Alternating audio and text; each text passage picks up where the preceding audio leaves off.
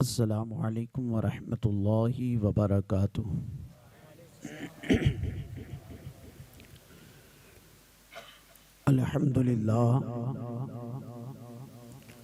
الحمدللہ رب العالمین، الصلاة والسلام علی سید الانبیاء والمرسلین، اما بعد فاعوذ باللہ من الشیطان الرجیم، بسم اللہ الرحمن الرحیم۔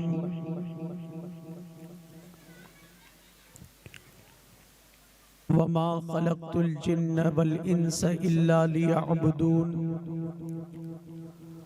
صدق اللہ العظیم وبلغنا رسوله النبی الامین الکریم، ونحن على ذلك لمن الشاہدین والشاکرین والحمد للہ رب العالمین۔ بنی الصلاة والسلام علیک یا رسول اللہ، الصلاة والسلام علیک یا حبیب اللہ، الصلاة والسلام علیک یا نور اللہ، صلی اللہ تعالی علیہ وسلم۔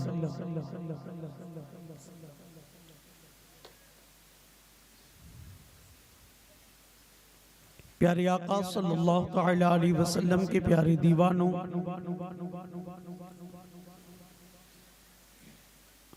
اور حضرت فاطمہ الزہرا رضی اللہ تعالی عنہا کی کنیزوں، اللہ رب العزت کا کروڑوں احسان کے مالک و مولا الہ العالمین پروردگار عالم نے آج ہمیں اپنے حبیب صلی اللہ تعالی علیہ وسلم کا اور اپنے پیارے بندوں کا ذکر کرنے کی توفیق عطا فرمائی۔ مالک و مولا الہ العالمین پروردگار عالم ہمارا ذکر و اذکار کرنا، علم دین حاصل کرنا اپنی بارگاہ میں قبول فرمائیں۔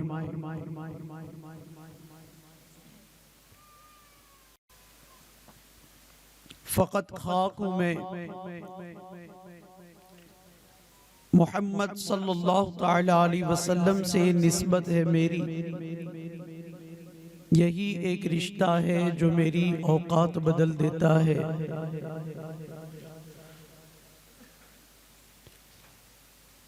پیارے آقا صلی اللہ تعالی علیہ وسلم کے پیارے دیوانوں، آج ہم بالخصوص حضرت حاجی بشیر بابا علی رحمت و رضوان کے عرس کے موقع پر حاضر ہیں۔ اللہ تبارک و تعالیٰ کی بارگاہ میں دعا ہے کہ مالک و مولا الہ العالمین پروردگار عالم ہمیں ان کے علم و عمل کا صدقہ عطا فرمائیں اور ان کے نقوش قدم پر چلنے کی توفیق عطا فرمائیں۔ جس آیت کریمہ کی تلاوت کا میں نے شرف حاصل کیا، رب کریم قرآن مقدس میں ارشاد فرماتا ہے، وَمَا خَلَقْتُ الْجِنَّ وَالْإِنسَ إِلَّا لِيَعْبُدُونَ، ہم نے جنات اور انسان کو اس لیے پیدا کیا تاکہ وہ ہماری عبادت کریں۔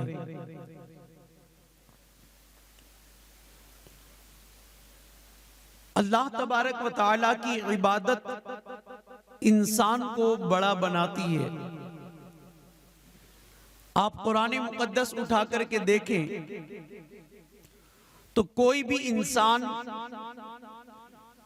نہ دولت کی بنیاد پر بڑا بن سکتا ہے، نہ قیمتی لباس کی بنیاد پر،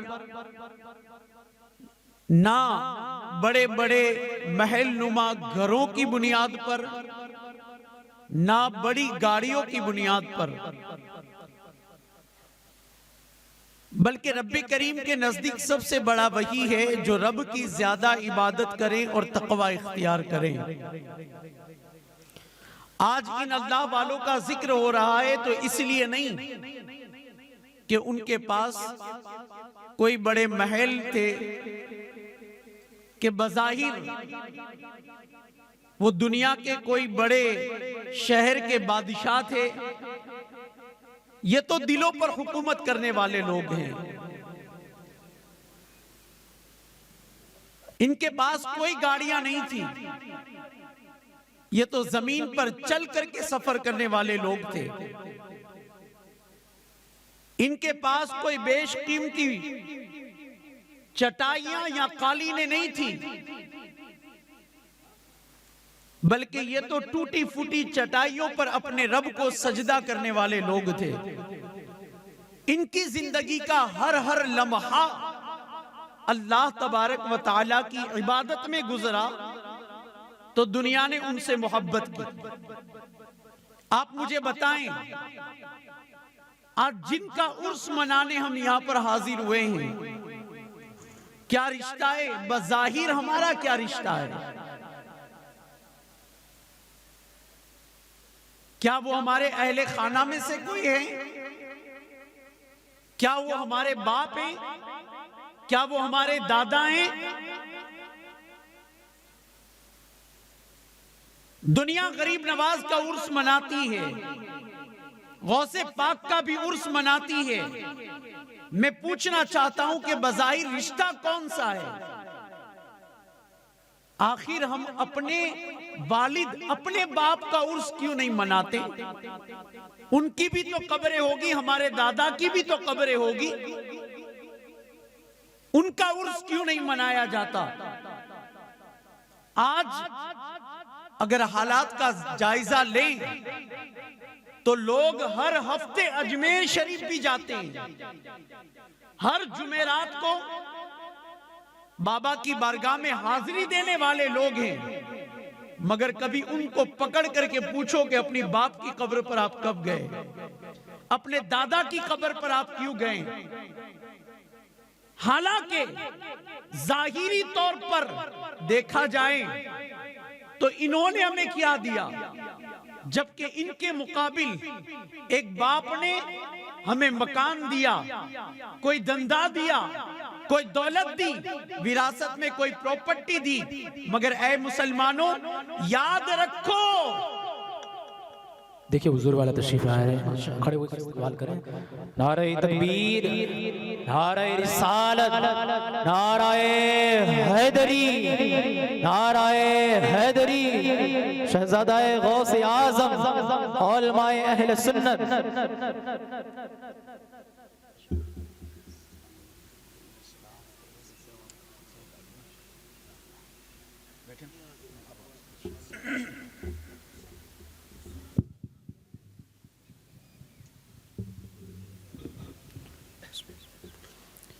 ایک مرتبہ درود مبارکہ پڑھیں، صلی اللہ علیہ نبی الامی وعلیہ صلی اللہ علیہ وسلم۔ صلاۃ و سلام علیکہ یا حبیبی یا سیدی یا رسول اللہ صلی اللہ تعالی علیہ وسلم۔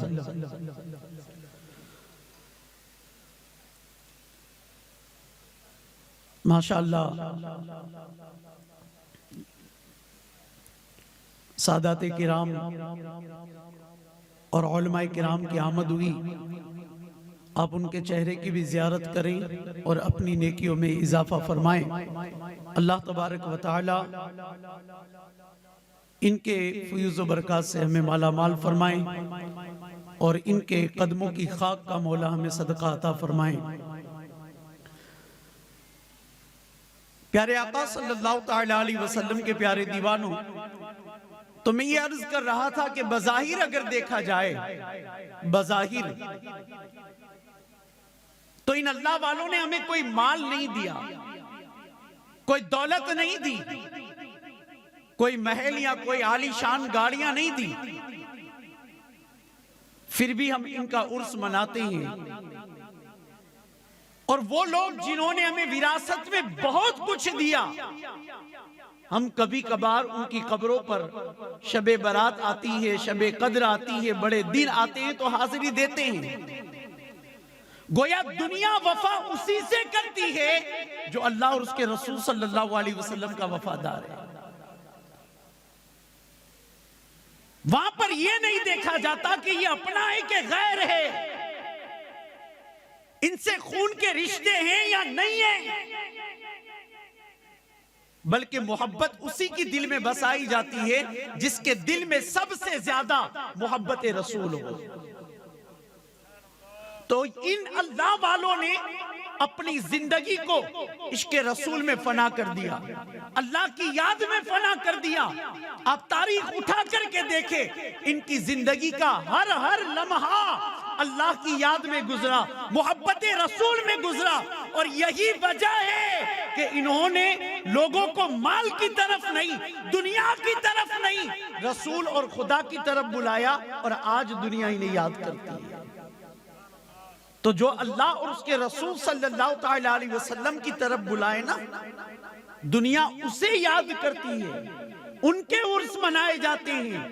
ورنہ ہندوستان میں بڑے بڑے بادشاہ بھی گزرے ہیں جنہوں نے بڑے بڑے شہر بھی تعمیر کیے، لوگوں کو خوب دولتیں بھی دی، مگر آج آپ ان کی قبروں پر جا کر کے دیکھیں، کوئی ایک دیا جلانے والا بھی نہیں ہے، کوئی پھول ڈالنے والا بھی نہیں ہے، بلکہ ان کے مقبرے لوگ پڑے ہیں اور اس کے اوپر پرندے بیٹ کر رہے ہیں، اور اسے صاف کرنے والا بھی کوئی نہیں۔ تو زندگی کا ہر لمحہ آپ اللہ کی عبادت میں گزارے۔ اللہ نے پیدا ہی اس لیے کیا، رب نے فرمایا وَمَا خَلَقْتُ الْجِنَّ وَالْإِنسَ إِلَّا لِيَعْبُدُونَ، ہم نے جنات اور انسان کو اس لیے پیدا کیا کہ وہ ہماری عبادت کریں۔ اے سرکاری مدینہ صلی اللہ علیہ وسلم کے پیارے دیوانوں، ہم یہ سوچتے ہیں کہ ہم زندگی کا ہر لمحہ اللہ کی عبادت میں کیسے گزارے۔ ہمارے سر پر ذمہ داریاں ہیں، ہماری کچھ مجبوریاں ہیں، مگر آپ جانتے ہیں انسان کنگھی کرے نا تو وہ بھی عبادت میں گنا جاتا ہے۔ شرط یہ ہے کہ مصطفیٰ نے جو طریقہ بتایا اس طریقے پر آپ کنگھی کریں۔ آپ کپڑا پہنے، وہ کپڑا پہننا بھی عبادت ہے۔ آپ پیر میں چپل پہنے، اگر مصطفیٰ کے بتائے ہوئے طریقے پر پہنتے ہیں تو وہ بھی عبادت ہے۔ آپ بولیں، آپ کا بولنا بھی عبادت۔ آپ رزق کمانے جائیں، آپ کا رزق کمانا بھی عبادت ہے۔ آپ کا دکان کھولنا، کارخانے جانا، دھندا کرنا، سب کچھ عبادت ہے۔ بس شرط اتنی ہے کہ اللہ اور اس کے رسول کے فرمان کے مطابق ہو۔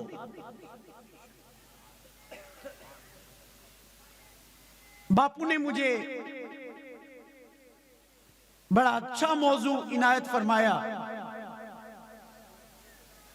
کہ اللہ کے ولی کبھی حلال کے علاوہ نہیں کھاتے تھے۔ حلال مال کھاؤ، ولی بننے کی سب سے پہلی شرط ہے حلال کمائی کھاؤ۔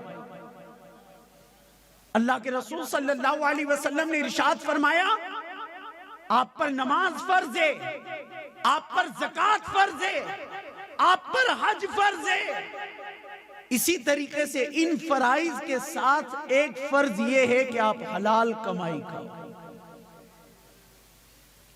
جب تک حلال کے لقمے جسم میں نہیں جاتے تب تک دل منور نہیں ہوتا۔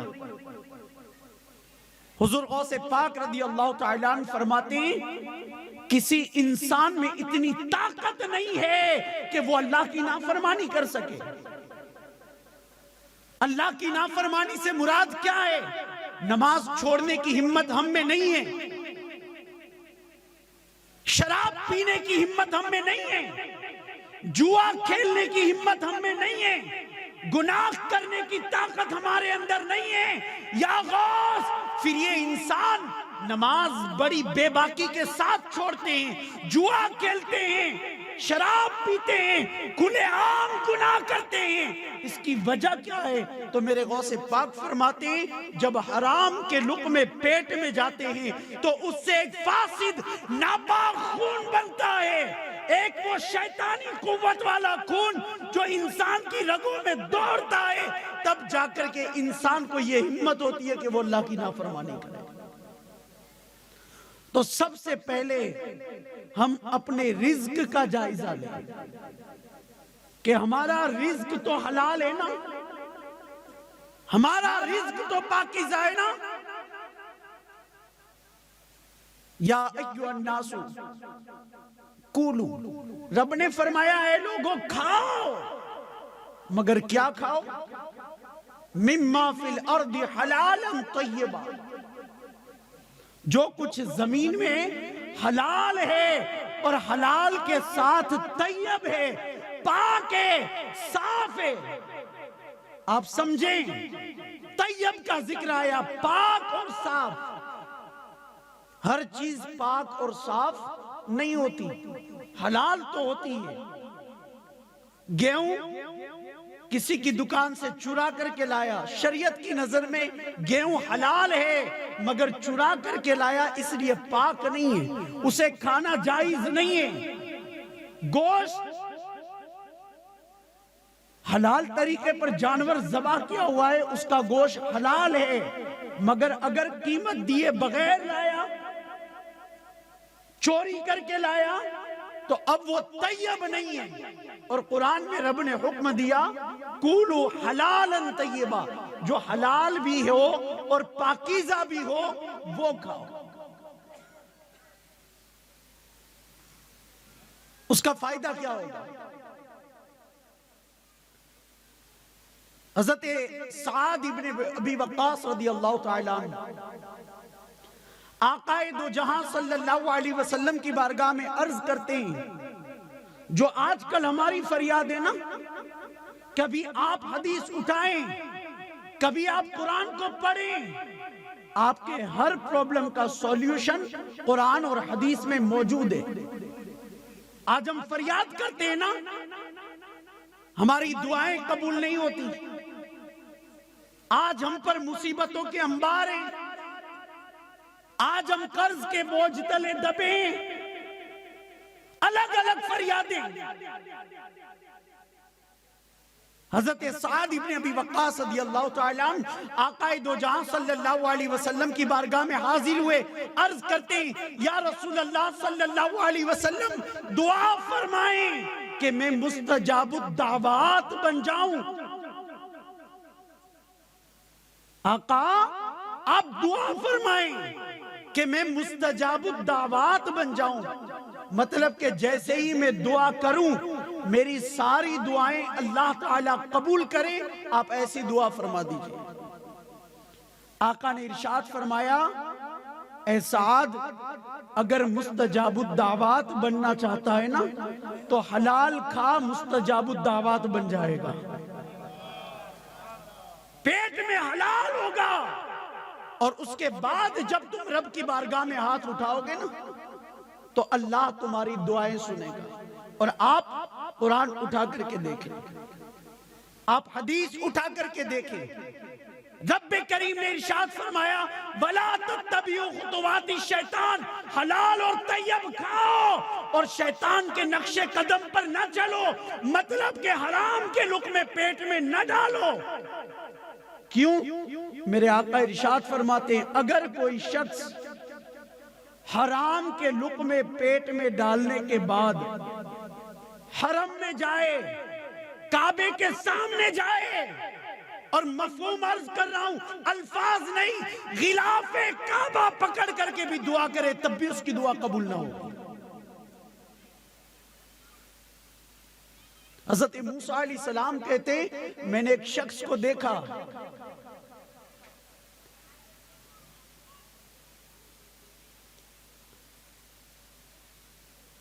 جو رب کی بارگاہ میں بہت ہی زیادہ آہو زاری کر رہا تھا، رو رہا تھا۔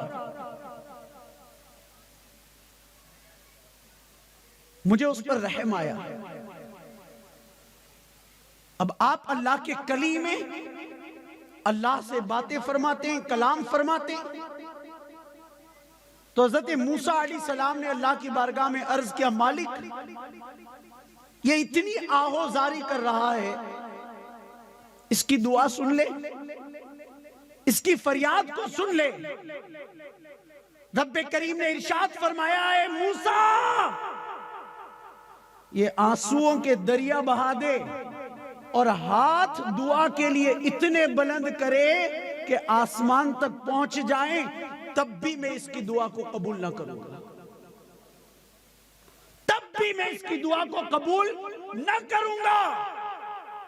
موسیٰ علیہ السلام نے عرض کیا، مولا اس کی وجہ، اس کا کارن؟ رب کریم نے ارشاد فرمایا، اس کے پیٹ میں حرام کے لقمے ہیں۔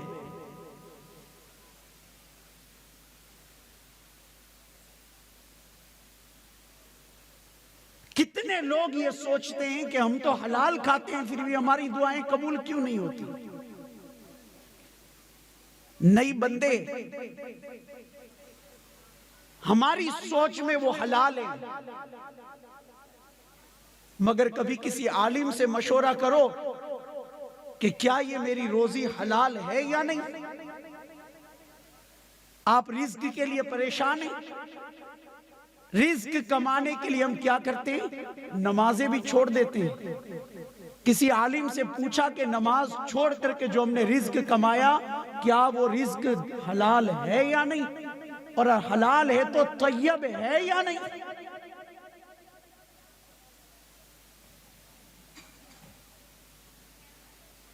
رزق کے ٹینشن میں انسان حلال اور حرام کی تمیز بھولتا جا رہا ہے، اللہ تبارک و تعالیٰ کی عبادت کو بھولتا جا رہا ہے۔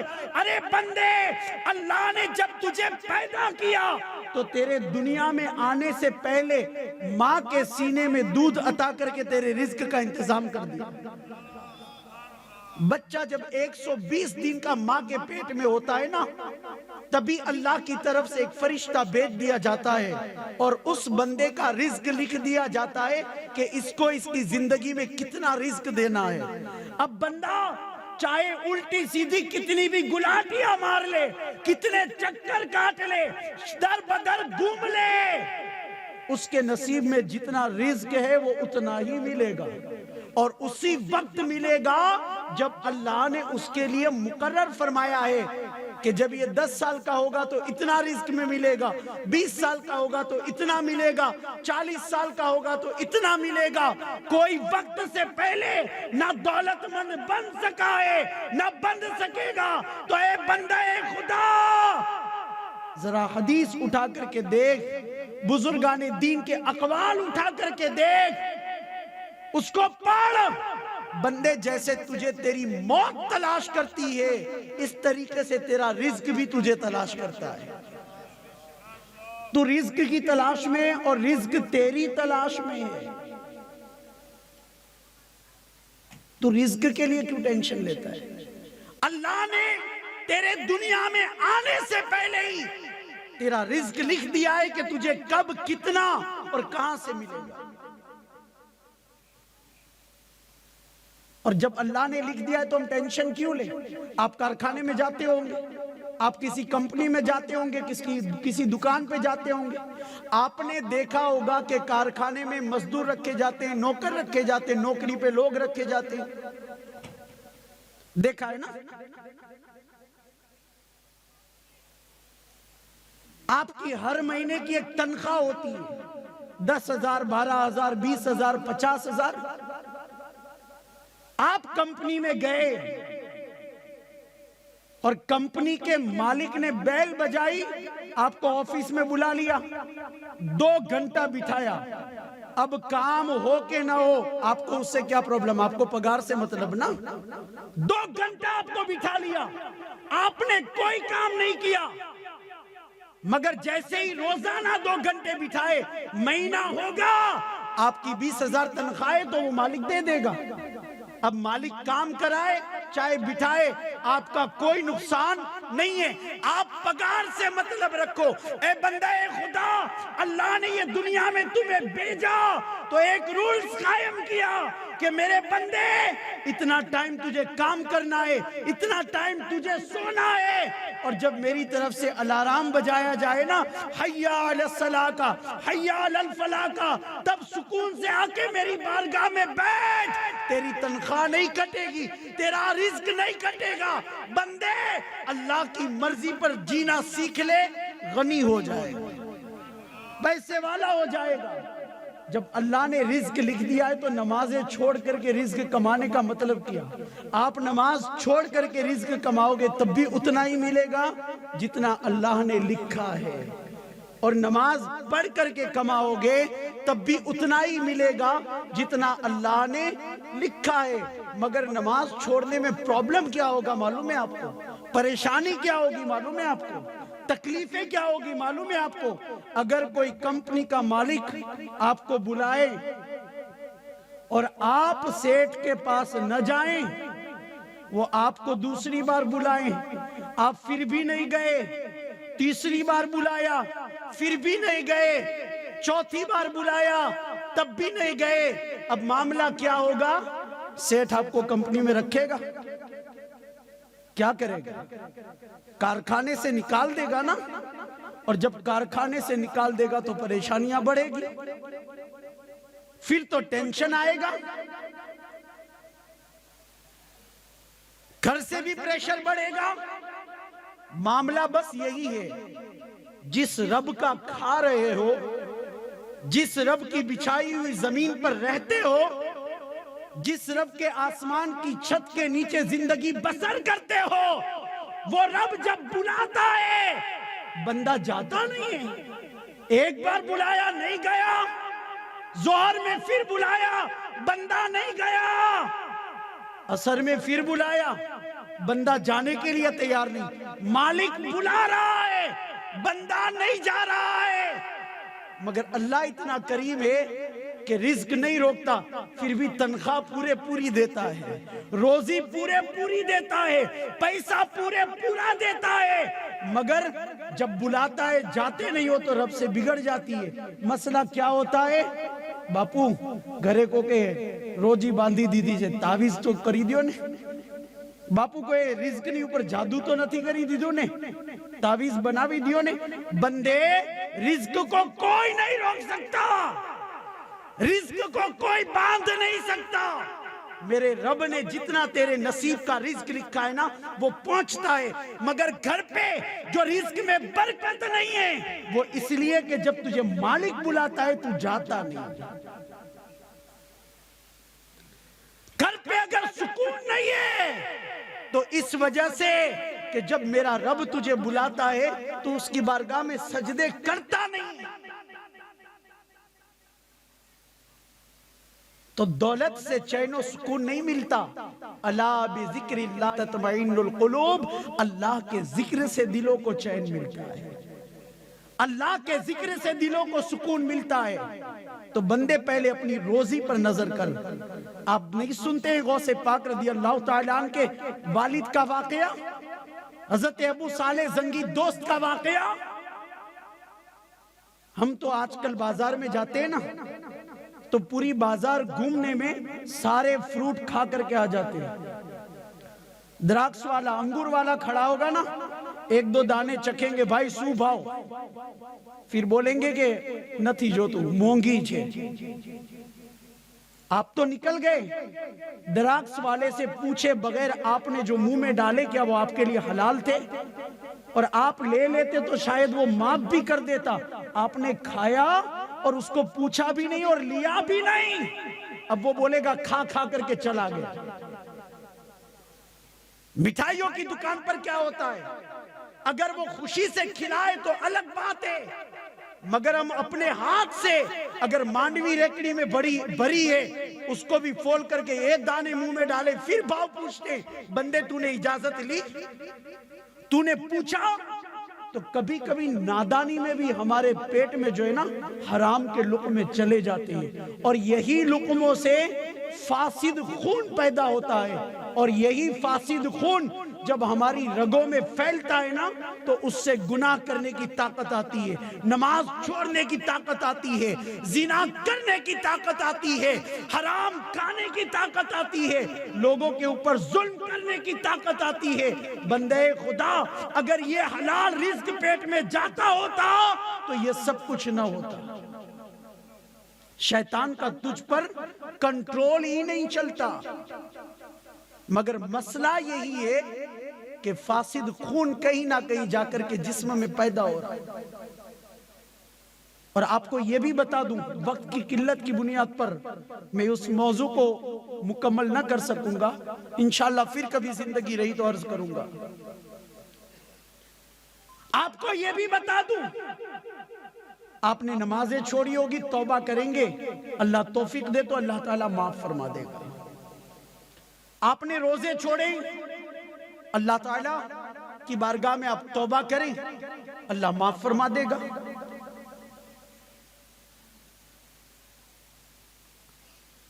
آپ سے فرائض میں کوتاہی ہوئی، واجبات میں کوتاہی ہوئی، جہاں تک رب کا اور بندے کا معاملہ ہے اللہ معاف فرما دے گا۔ بڑے سے بڑا جرم، وہ ایک شخص حاضر ہوا نا اللہ کے رسول صلی اللہ علیہ وسلم کی بارگاہ میں، دروازے پر کھڑے کھڑے رو رہا تھا۔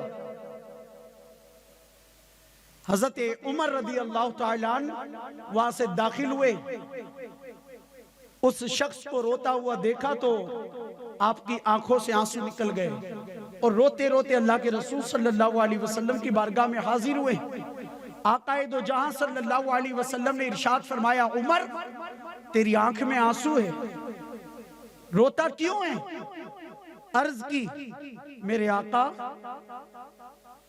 باہر دروازے پر چوکھٹ کے پاس ایک شخص آہوزاری کر رہا ہے، رو رہا ہے، اس کا رونا دیکھ کر کے مجھے رونا آ گیا۔ آقا نے ارشاد فرمایا اسے اندر لے کر کے آؤ۔ غور سے سننا، توبہ کے دروازے ابھی بھی کھلے، کہا اسے اندر لے کر کے آؤ۔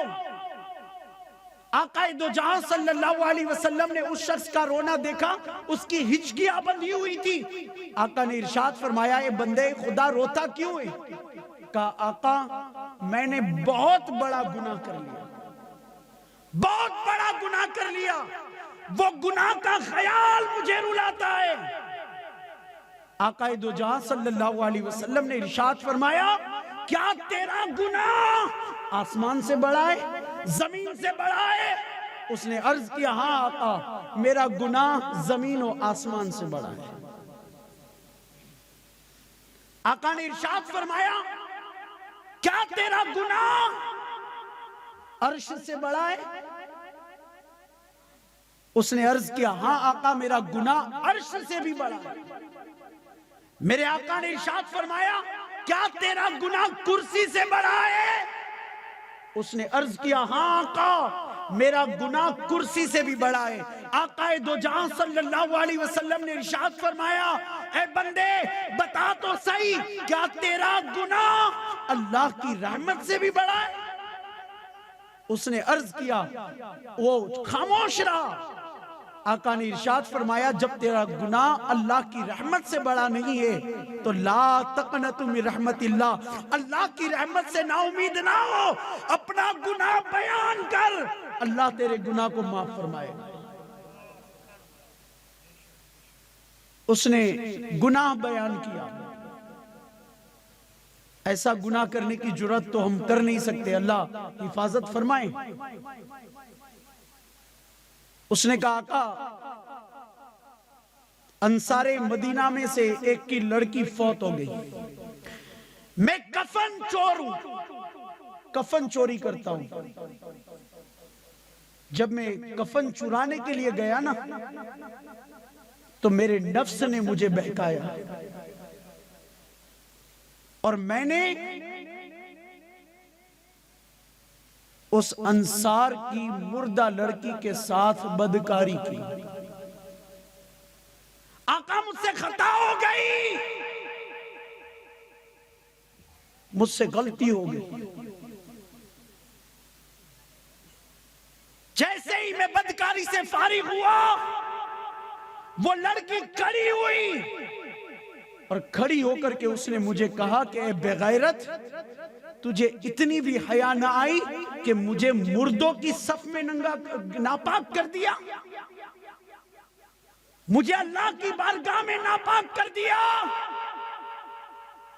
آقا مجھ پر خوف طاری ہوا، میں بھاگ کر کے آیا، یا رسول اللہ صلی اللہ علیہ وسلم مجھ سے بڑا جرم ہوا اور اب معافی کے لیے حاضر ہوا ہوں۔ آقا کو جلال آیا، میرے آقا نے ارشاد فرمایا نکل جا میری بارگاہ سے، کہیں ایسا نہ ہو کہ تیری وجہ سے ہم سب پر بھی عذاب آ جائے، ارے تو جہنم کا مستحق ہے۔ جب آقا کی بارگاہ سے نکالا گیا نا تو اس نے سوچا اب کون سی بارگاہ میں جاؤں، توبہ استغفار کرتا، روتا، سر پر مٹی ڈالتا، جنگلوں کی طرف نکل گیا، یہاں تک کہ 40 دن تک روایتوں میں آتا ہے نہ کھانے کا خیال نہ پانی کا خیال، اللہ کی بارگاہ میں توبہ استغفار کرتا رہا۔ اب محبوب کو منانے کا طریقہ آپ دیکھیں، اللہ نے جبرائیل کو بھیجا، جبرائیل نے آ کر کے آقا سے پوچھا آقا رب کون ہے، سب کو پالنے والا کون ہے؟ میرے آقا نے ارشاد فرمایا سب کا رب وہ مالک یوم الدین، وہ اللہ رب العزت ہے۔ کا آقا سب کا رزاق کون ہے، سب کو کھلاتا پلاتا کون ہے؟ میرے آقا نے ارشاد فرمایا جبرائیل اللہ ہی رزاق ہے، وہی سب کو کھلاتا پلاتا ہے۔ تو جبرائیل نے عرض کیا آقا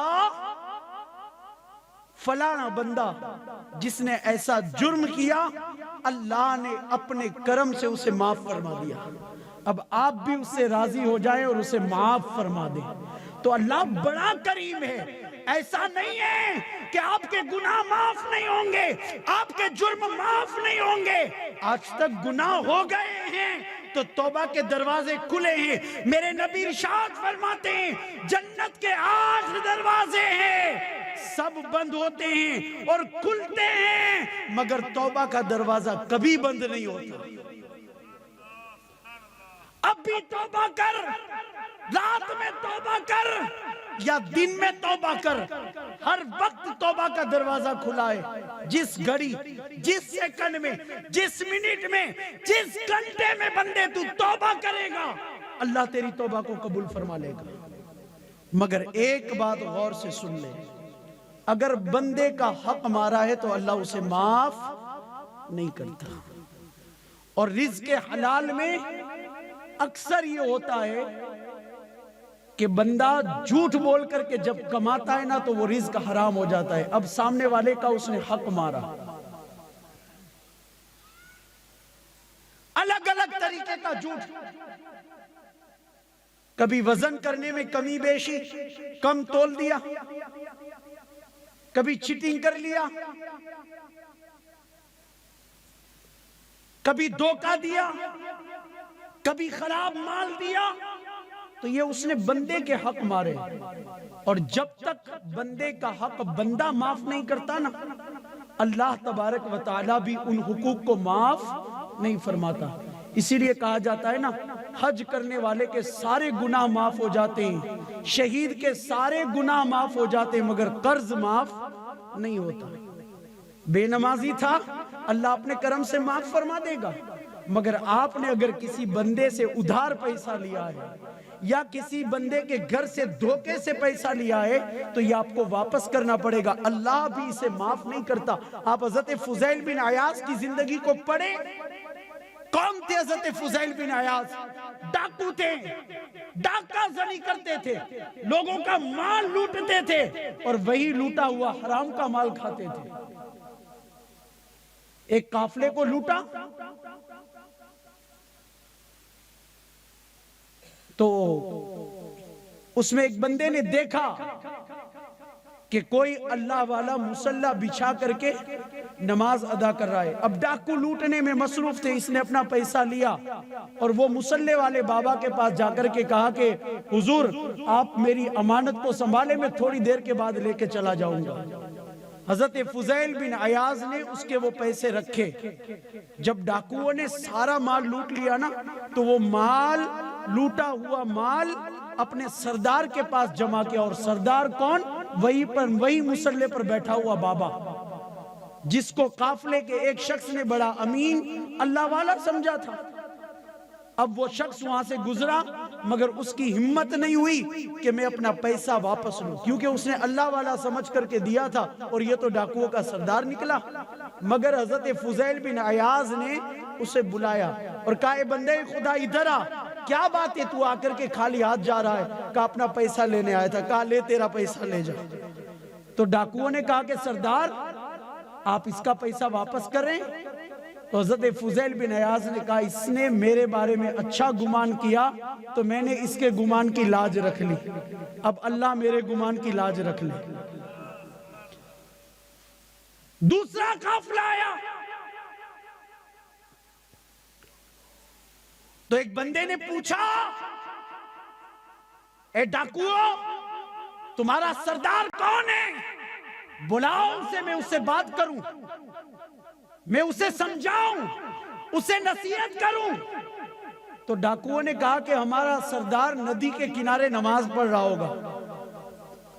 تو اس اللہ کے بندے نے ٹائم دیکھا یہ کوئی نماز کا ٹائم تو ہے نہیں، تو کہا نفلی نماز پڑھ رہا ہے۔ اس نے کہا سبحان اللہ، ڈاکو ایک طرف سے حرام کام کرتا ہے، لوگوں کی جانیں لیتا ہے، لوگوں کا مال لوٹتا ہے، اور ایک طرف سے نفلی نماز بھی پڑھتا ہے۔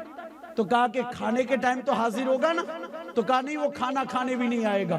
کہا کیوں؟ کہا روزے سے۔ کہا رمضان کا مہینہ تو نہیں ہے؟ تو کہا پھر بھی روزے سے، نفلی روزہ رکھتا ہے۔ کہا سبحان اللہ۔ کہا عجیب معاملہ ہے، ایک طرف تو بڑا عابد زاہد بنتا ہے، نفلی نمازیں پڑھتا ہے، نفلی روزے رکھتا ہے، اور ایک طرف سے حرام کے لقمے پیٹ میں ڈالتا ہے، لوگوں کا مال لوٹتا ہے، لوگوں کا خون بہاتا ہے۔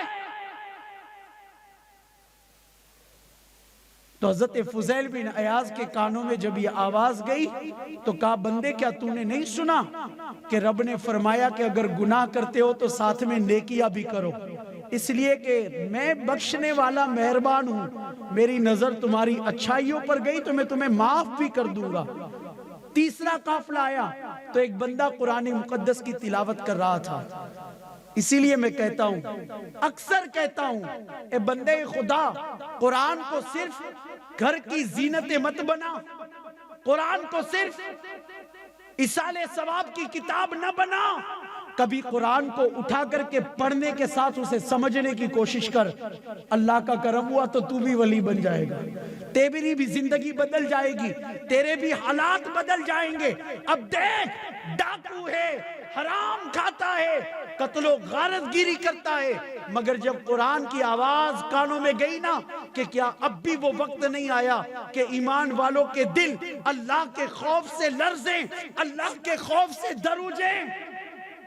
اتنا سننا تھا کہ نماز نے کام کر دیا، ایسا لگا کہ قرآن کی آیت دل میں تیر کی طرح چپ گئی، ایسا لگا کہ ایک بجلی سی دل کے اوپر گری۔ کہا لبیک لبیک، اے اللہ وقت آ گیا کہ میرا دل تیرے خوف سے لرزے گا۔ خوف دل میں بسا۔ اب سنو جو میں پوائنٹ بیان کر رہا ہوں نا، رزق حلال اور بندے کے حقوق۔ حضرت فضیل بن عیاض نے توبہ تو کی، مگر ان کی ایک عادت تھی کہ جتنے لوگوں کا مال وہ لوٹتے تھے نا، سب کا نام لکھتے تھے، اور یہ بھی لکھتے تھے کہ کس کا کتنا مال میں نے لوٹا۔ جیسے دکاندار لکھتا ہے نا آج کتنا مال بکا اور کتنا پرسنٹیج نفع ہوا، کتنا مرغا ہوا، کتنے کا مال لانا ہے، کون سا مال کھپت ہوا۔ حضرت فضیل بن عیاض بھی جب ڈاکو تھے نا، لکھتے تھے کہ آج فلانے کا مال اتنا لوٹا، آج فلانے کا مال اتنا لوٹا۔ حضرت فضیل بن عیاض نے ایک ایک کا نام پڑھا، سارا مال جمع کیا، اور جو بندوں کا حق مارا تھا نا، سب کو بلا بلا کر کے اس کا حق واپس کرنا شروع کیا، سب کا حق واپس کیے، سارا مال ختم ہو گیا۔ اب ایک یہودی تھا، غیر مسلم تھا، ہم یہ سوچتے ہیں یہ تو غیر مسلم ہے، اس کو دھوکہ دیں گے تو چلے گا، اس کا مال لوٹ لیں گے تو چلے گا۔ نہیں بندے، اس واقعے سے نصیحت حاصل کر۔ ایک یہودی کو حضرت فضیل بن عیاض نے کہا کہ بندے خدا اب میرے پاس کچھ نہیں بچا کہ میں تجھے دوں تو مجھے معاف کر دے. میں نے تیرا اتنا مال لوٹا, اب میرے پاس دینے کے لیے پھوٹی کوڑی بھی نہیں ہے, میں تجھ سے معافی مانگتا ہوں. مگر وہ بھی بڑا ڈیٹ تھا, بہت کڑک تھا, ماننے والا نہیں تھا. اس نے کہا نہیں, جب تک مجھے میرا مال نہیں ملے گا میں تجھے معاف نہیں کروں گا. حضرت فضیل بن عیاض نے کہا مال کے بدلے میں کوئی کام لے لے. تو اب یہودی نے سوچا کوئی ایسا کام دیتا ہوں جو بہت ہی مشکل ہو. تو ایک ٹیلا, آپ نے گجراتی میں کئی دھار کے پروت, ایک ریت کا ٹیلا تھا, کہا اس ٹیلے کو اس جگہ سے ختم کر دے, اس پروت کو زمین کے برابر کر دے. بظاہر میں کہا جائے کہ گرنار کو زمین کے برابر کرنا ہے تو یہ بظاہر تو بہت مشکل کام ہے, بلکہ ناممکن سا نظر آتا ہے. چونکہ ناممکن نہیں مگر ناممکن سا نظر تو آتا ہے. حضرت فضیل بن عیاض نے رب کی بارگاہ میں عرض کی مالک اب تو ہی کرم فرما, اتنا مشکل کام بندے سے کہاں ہوگا, مجھ سے جتنا ہو سکتا تھا میں نے کیا, سب کا مال میں نے واپس کیا, سب کے حق میں نے ادا کیے. اے رب کریم اب یہ کام کیسے کروں. رات میں ہوا چلی اور وہ پروت صبح زمین کے برابر تھا. یہودی نے دیکھا کہ پروت زمین کے برابر کر دیا ایک رات میں. تو پھر اس یہودی نے کہا کہ اے فضیل, میری چٹائی کے نیچے میرے روپیوں کی پیسوں کی تھیلی ہے, وہ مجھے نکال کر کے دے. حضرت فضیل بن عیاض نے جب اس کی چٹائی کے نیچے سے تھیلی نکالی, اس کو دی, اس نے کھولی تو اس میں سونے کے سکے تھے, جو کہ پہلے اس میں سونے کے سکے نہیں تھے, پہلے پانے تھے, مگر حضرت فضیل کا ہاتھ لگا تو وہ سونے کے سکے بن گئے. اب وہ یہودی کلمہ پڑھ کر کے مسلمان ہو گیا. حضرت فضیل نے پوچھا بندے خدا, اب تک تو تو حق معاف کرنے تیار نہیں تھا اور اب تو کلمہ پڑھ کر کے مسلمان ہو گیا. اس نے کہا کہ فضیل, میں نے توریت میں پڑھا تھا کہ دل سے توبہ کرنے والا اگر مٹی کو ہاتھ لگائے تو اللہ اسے سونا بنا دیتا ہے.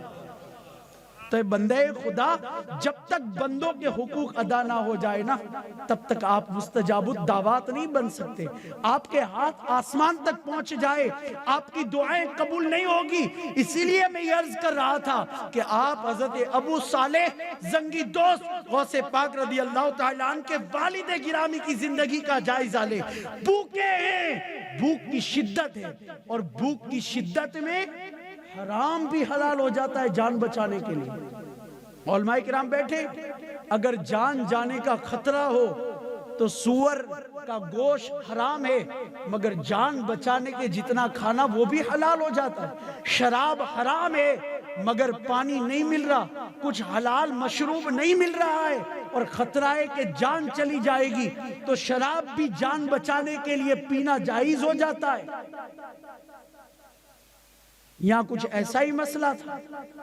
یہ اللہ والے خالی ہاتھوں میں کچھ نہیں رکھتے تھے, مگر اللہ کے رسول کے کرم سے ان کے خالی ہاتھوں میں دونوں جہان کی نعمتیں ہوا کرتی تھی.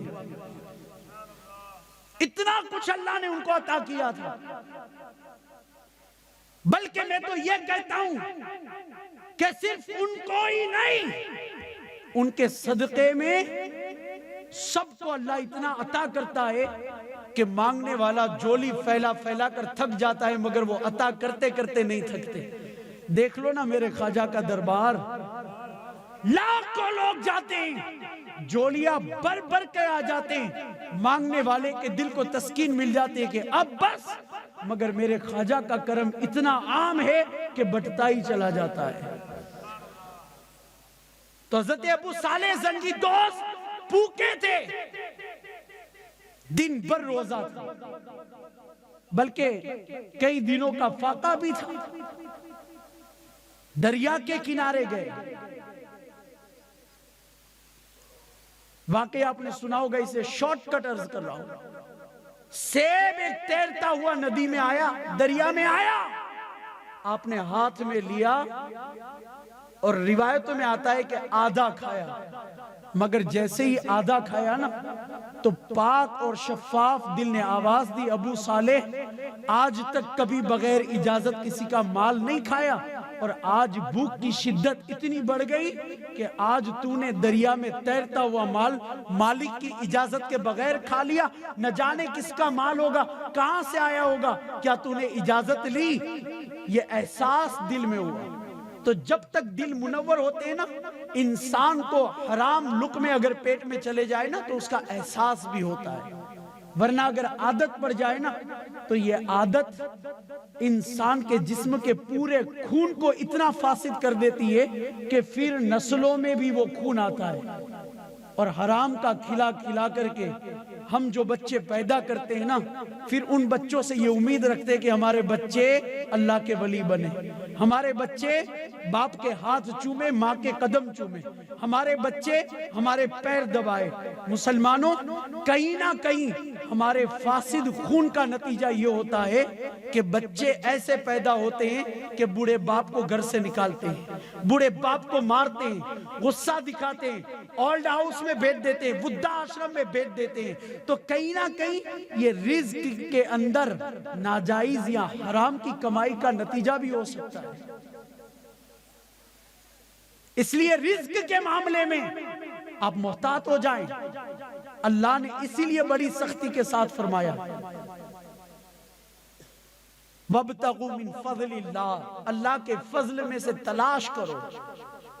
مگر رب نے ارشاد فرمایا وَذَرُوا الْبَيْعَ, جب نمازوں کا وقت ہو جائے نا, جب جمعہ کی اذان ہو جائے نا, تو اپنے خرید و فروخت سب کو چھوڑ دو. تو اذان ہونے کے بعد خریداری کرنا یہ بھی جائز نہیں. چہ جائے کہ مال بیچنا, خریدنا بھی درست نہیں ہے. اسی لیے کہتے ہیں آپ قرآن کو صرف پڑھے نہیں, اسے سمجھنے کی کوشش کریں. آپ شریعت کے مسائل کو جانیں. طلب العلم فریضہ, علم کا حاصل کرنا آپ پر فرض ہے. ہر چیز کا علم حاصل کریں.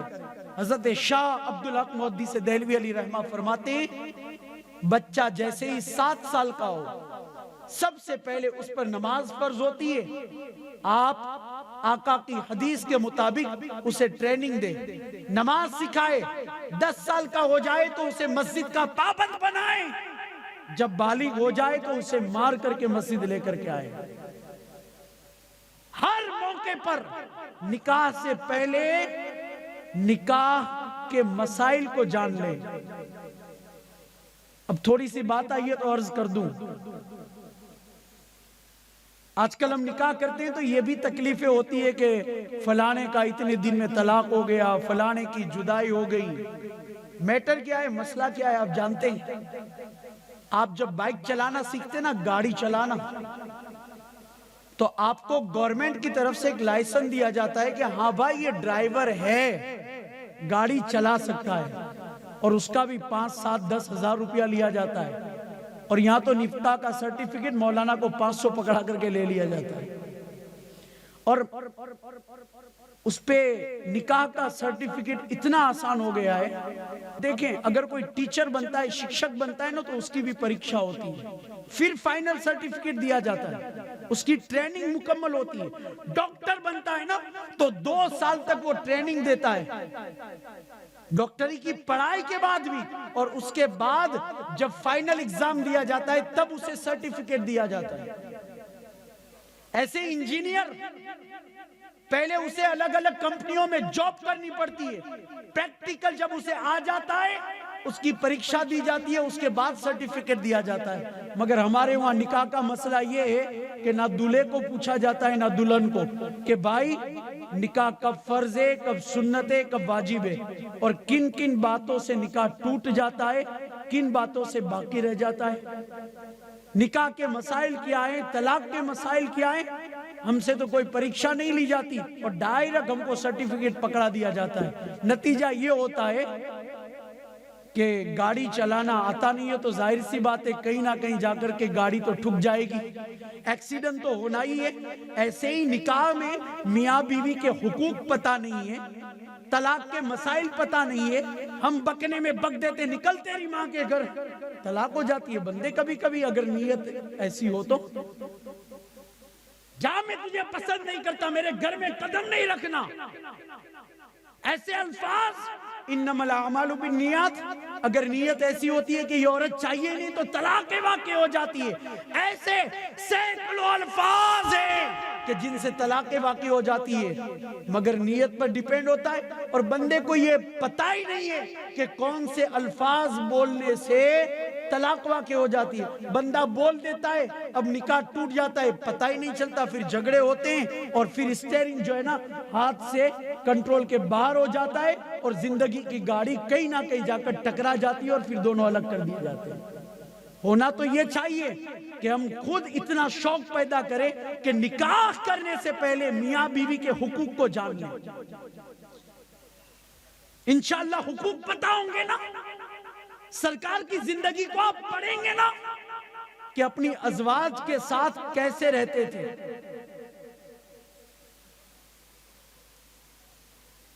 قرآن میں بھی اس کا حکم دیا گیا نا. لَقَدْ كَانَ لَكُمْ فِي رَسُولِ اللَّهِ أُسْوَةٌ حَسَنَةٌ. سرکار کی زندگی کو اپنا نمونہ عمل بناؤ. تو آقا نے دھندا بھی کیا، تجارت بھی کی ہے میرے مصطفیٰ نے.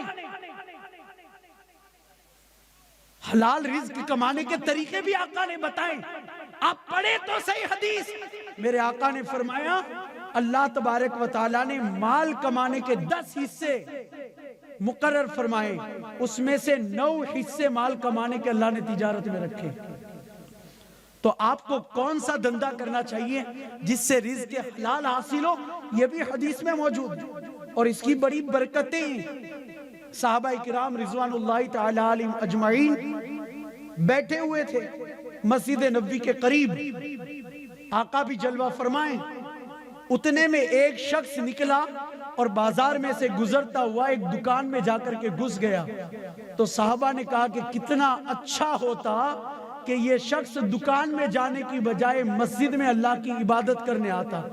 آقا نے ارشاد فرمایا میرے صحابہ خاموش رہو، اس لیے کہ اگر وہ اپنے بیوی بچوں کے لیے، اپنے ماں باپ کے لیے کہ ان کا پیٹ بھر سکے اور وہ کسی کے سامنے ہاتھ نہ پھیلائے، روزی کمانے گیا ہے تو وہ جہاد میں ہے. تو روزی کمانا بھی اللہ کی راہ میں جہاد کرنا ہے. آپ حدیث پڑھیں، رزق کمانے والے کے متعلق فرمایا گیا کہ اگر جس نے اپنے بیوی بچوں کو حلال کے لقمے کھلائے اور وہ فرائض کا پابند رہا اور اسی حالت میں اگر وہ مر گیا تو اللہ ارشاد فرماتا ہے کہ مجھے اس بندے سے حیا آتی ہے کہ اسے حساب لوں. وہ بے حساب جنت میں داخل کر دیا جائے گا. بندے آپ شریعت کو پڑھیں، آپ حدیثیں پڑھیں، بزرگان دین کی زندگی کو پڑھیں. کوئی ایک بزرگ یا ایک نبی ایسے آپ کو نہیں ملیں گے اتہاس میں کہ جنہوں نے کاروبار نہ کیا ہو. آدم علیہ السلام کھیتی کرتے تھے، ابراہیم علیہ السلام کھیتی کرتے تھے، حضرت داؤد علیہ السلام لوہے کی ہتھیار اور زرے بناتے تھے، حضرت ادریس علیہ السلام سلائی کا کام کرتے تھے، درجی تھے. بلکہ میرے آقا کی بارگاہ میں ایک شخص حاضر ہوا، اس نے کہا یا رسول اللہ صلی اللہ علیہ وسلم میری کمائی حلال کی ہے یا نہیں؟ آقا نے فرمایا تو کیسے کماتا ہے، تیرا دھندا کیا ہے؟ کہا آقا میں درزی ہوں. آقا نے ارشاد فرمایا اللہ تیرے رزق میں برکت دے، تو جنت میں حضرت ادریس کے ساتھ ہوگا. دوسرے شخص نے عرض کیا آقا میرے دندے کے بارے میں آپ کیا فرماتے؟ آقا نے فرمایا تو کیا کرتا ہے؟ کہا میں کھیتی کرتا ہوں. میرے نبی نے فرمایا تو ابراہیم علیہ السلام کے ساتھ جنت میں ہوگا. تیسرے نے عرض کیا آقا میرے دندے کے بارے میں آپ کیا فرماتے ہیں؟ آقا نے فرمایا تو کیا کرتا ہے؟ اس نے کہا آقا میں تجارت کرتا ہوں. میرے نبی نے فرمایا تو تاجروں کی صف میں میرے ساتھ جنت میں ہوگا. تو میں نے کہا نا کہ زندگی کا ہر لمحہ، ہر سیکنڈ اگر آپ چاہیں نا تو عبادت بن سکتا ہے. تو روزی کمانا یہ بھی اللہ کی راہ میں جہاد ہے، مگر اس کے جو طریقے بتائے گئے نا اس طریقے پر. اور کچھ لوگ ابھی جو میں نے بات کی، تھوڑا سا جو بات چل رہی تھی اس سے میں ہٹ رہا ہوں. ابھی میں نے جو کہا تھا نا کہ اللہ نے رزق لکھ دیا ہے، مگر اس کا مطلب یہ بھی نہیں ہوتا کہ آپ ہاتھ پیر سب کچھ ڈھیلے کر کے گھر میں بیٹھ جائیں کہ اللہ نے جو روزی لکھی ہے وہ تو ملنے ہی والی ہے۔ حضرت شیخ سعدی علیہ رحمہ کا ایک واقعہ بیان کر دیتا ہوں۔ حضرت شیخ سعدی شیرازی علی رحمت و رضوان نے ایک واقعہ بیان فرمایا۔ آپ کہتے ہیں کہ ایک شخص جنگل میں نکلا۔ یہ واقعہ دو طریقے سے بیان کیا جاتا ہے کہ ایک بزرگ جنگل میں نکلے، انہوں نے دیکھا کہ ایک لومڑی، ایک سیاڑ جنگل میں پڑی ہوئی ہے اور اس کے چاروں پیر کٹے ہوئے ہیں۔ اور دوسرا جو واقعہ بیان کیا جاتا ہے مواعظ الواعظین کے حوالے سے، اس میں یہ کہ وہ آنکھوں سے اندھی بھی تھی۔ اب وہ لومڑی، اس کے چاروں پیر نہیں تھے مگر پھر بھی موٹی تازی تھی۔ اس کا مطلب یہ تھا کہ اس کو ٹائم پہ کھانا ملتا ہے۔ وہ بزرگ اس درخت پہ چڑھ گئے کہ دیکھو تو صحیح یہ لولی لنگڑی اپاہی جو لومڑی کو کھانا کہاں سے ملتا ہے۔ تو تھوڑی دیر ہوئی تو ایک شیر آیا، اس نے ایک شکار کیا اور اس شکار کو پیٹ بھر کر کے کھایا۔ اب جو بچ گیا وہ چھوڑ کر کے چلا گیا۔ تو لومڑی گھسیٹتی وہ شیر کے بچے ہوئے شکار کے پاس پہنچی اور اس کو جو ہے نا کھانا شروع کر دیا۔ تو اس بزرگ کے دل میں خیال آیا کہ اللہ یہ اپاہج لولی لنگڑی لومڑی کو اگر رزق دے سکتا ہے تو مجھے کیوں نہیں دے گا۔ وہ گئے اور جا کر کے ایک جگہ بیٹھ گئے روزی کی تلاش میں کہ اللہ نے میرا رزق جو لکھا ہے وہ مجھے مل کر کے رہے گا۔ ایک دن گزرا، رزق ملا نہیں، فاقہ ہو گیا، کھانا پینا کچھ نہیں ملا، کھانے کے واندے ہو گئے۔ دوسرا دن ہوا تو اب کھانا نہیں ملا۔ تیسرا دن ہوا تو پیٹ کی حالت غیر ہو گئی۔ عرض کی مالک اے پروردگار عالم 3 دن ہو گئے کچھ کھایا نہیں ہوں، وہ اپائی جو لومڑی کو تو کھانا کھلاتا ہے تو اپنے بندے کو کیوں نہیں، اشرف المخلوقات کو کیوں نہیں۔ رب کریم نے ارشاد فرمایا بندے تو لومڑی مت بن، شیر بن۔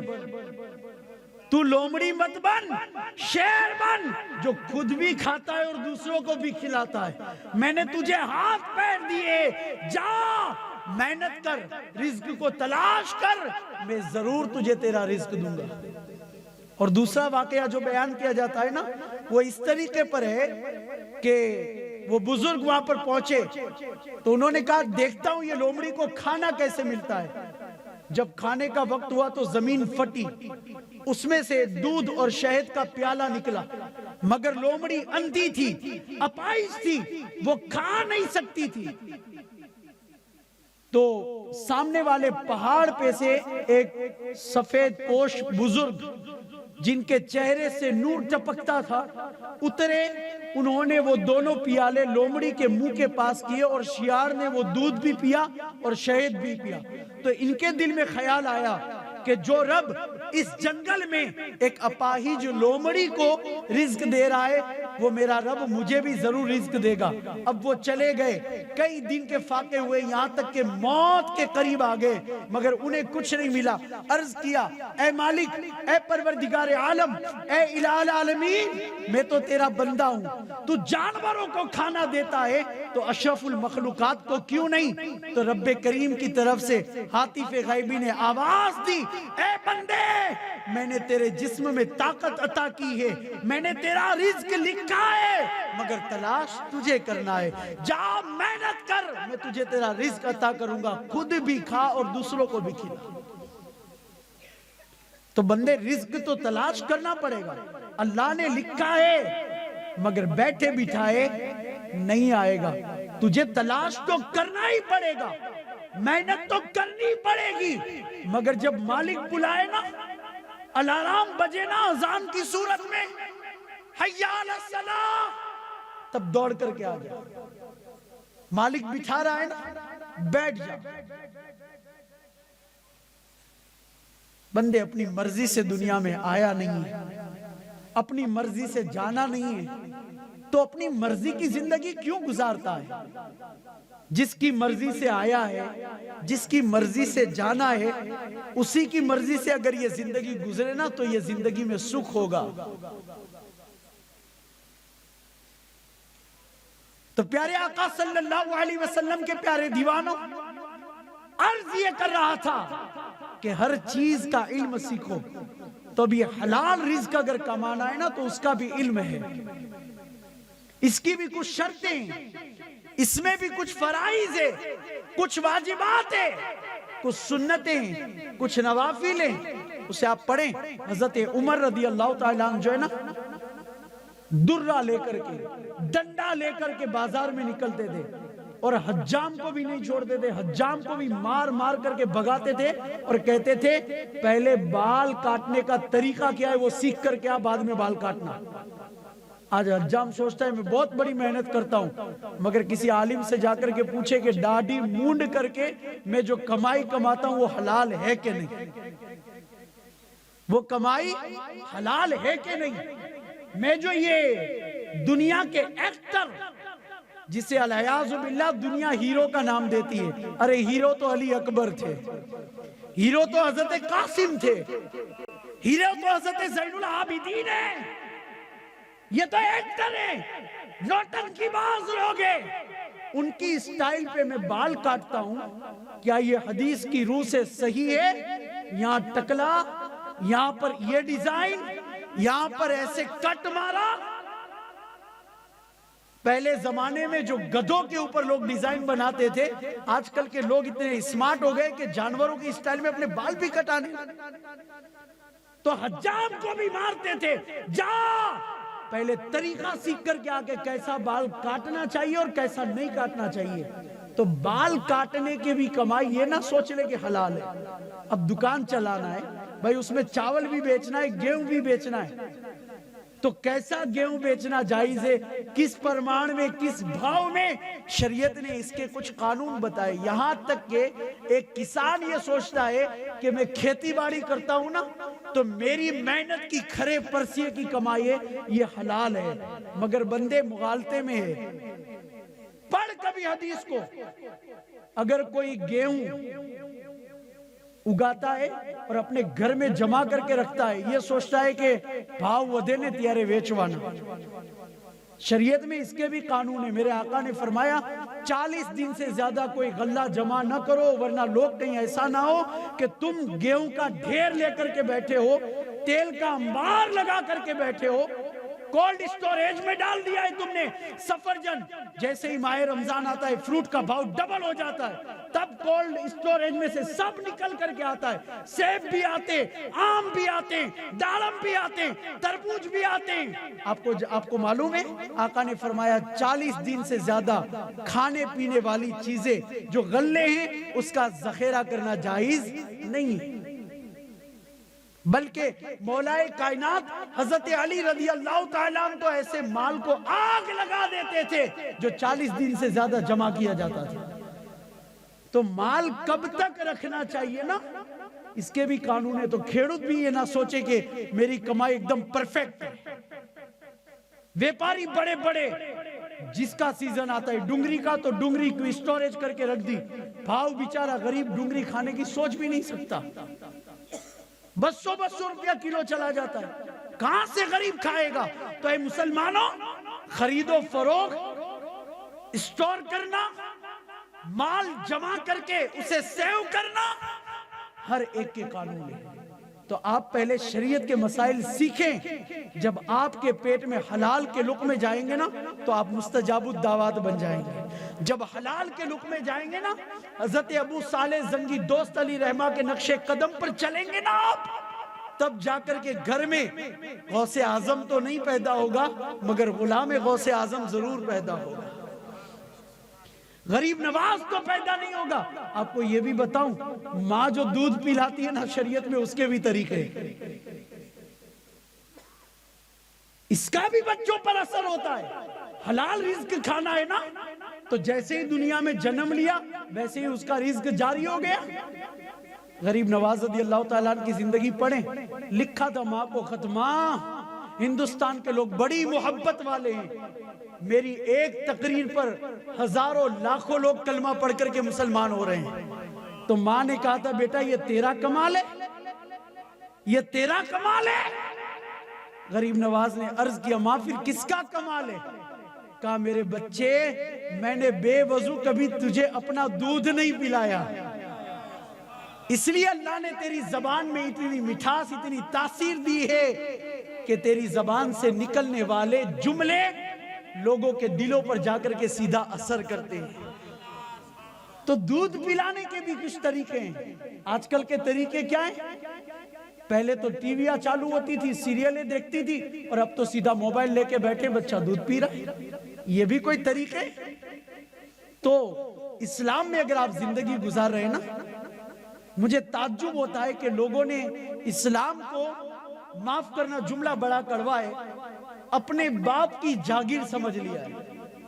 آپ کسی اسکول میں جائیں نا تو اتنا بڑا پرچہ آپ کو دے دیا جاتا ہے، اس کلر کا یونیفارم پہننا پڑے گا، اس کلر کا بوٹ پہننا پڑے گا، یہاں تک کہ آپ کے نزدیک ٹائی جائز ہو کہ نہ ہو، ہماری اسکول میں پڑھنا ہے تو ٹائی باندھنی پڑے گی، اتنی چھٹی کر سکتا ہے، اتنا پرسنٹیج آئے گا تبھی بچے کو رکھیں گے ورنہ اسکول سے نکال دیں گے۔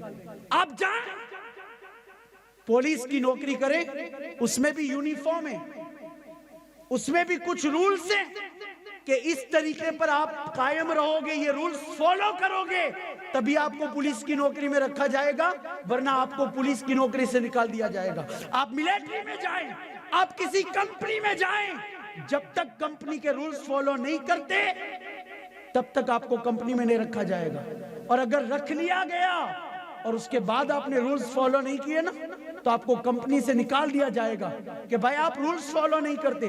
ہر جگہ کے رولز ہے، ہر جگہ کے قانون ہے، اور انسان دنیا کی دولت کے لیے سب کرنے تیار ہے، یونیفارم پہننے بھی تیار ہے،